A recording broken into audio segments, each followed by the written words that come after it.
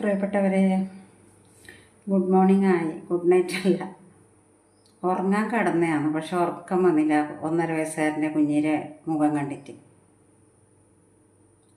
എത്ര അനുഭവിച്ചിട്ടുണ്ടാവും അത്. അതിന് പറയാൻ പറ്റിയില്ലല്ലോ, സംസാരിക്കാനായില്ലല്ലോ.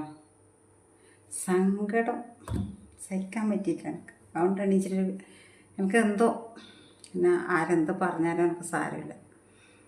കുഞ്ഞുങ്ങൾ എന്ന് പറഞ്ഞാൽ എൻ്റെ ജീവൻ തന്നെ. അവർക്ക് വേണ്ടിയിട്ടാണ് ജീവിച്ചതും. ഏടുത്ത കുഞ്ഞിനെ കാണുമ്പോഴും അവരെ സങ്കടം കാണുമ്പോൾ എനിക്ക് സഹിക്കാൻ പറ്റില്ല.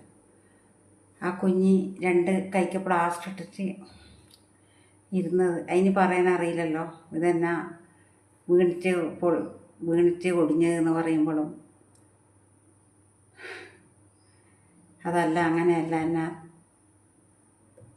തല്ലിയിട്ട് പൊട്ടിച്ചതെന്ന് ആ കുഞ്ഞിക്ക് പറയാൻ പറ്റില്ലല്ലോ. ആ പെറ്റ അമ്മേന്ന് വിളിക്കാൻ കഴിയും. അമ്മയെന്ന് ആരും പറയല്ല അങ്ങനെ. അമ്മയല്ല അത്.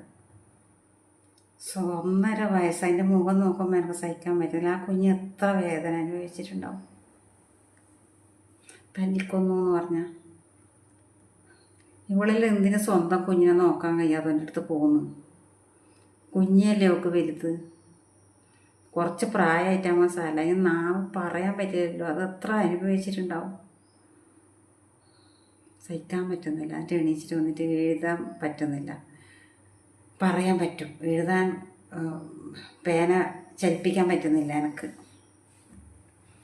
നാളെ എനിക്ക് ആങ്ങളൊരു വീട്ടിൻ്റെ കുടികൂടലിന് പോകേണ്ടതാണ്. നേരത്തെ കിടന്നിട്ട് ഉറങ്ങണമെന്ന് വിചാരിച്ച്. എനിക്ക് ഉച്ചക്ക് അതിൻ്റെ വാർത്ത കാണുമ്പോഴേ തോന്നി, 2ാം അച്ഛൻ്റെ അടുത്ത് ആക്കിയിട്ട് അമ്മ പോയതും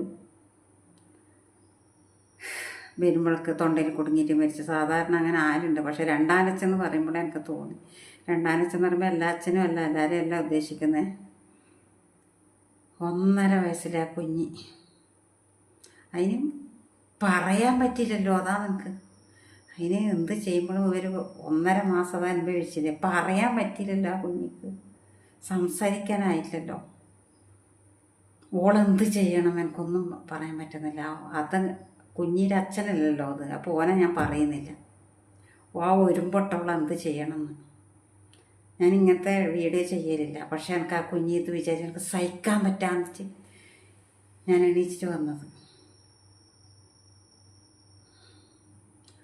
ജയിലിലല്ല അവളെ കിടത്തണ്ടേ.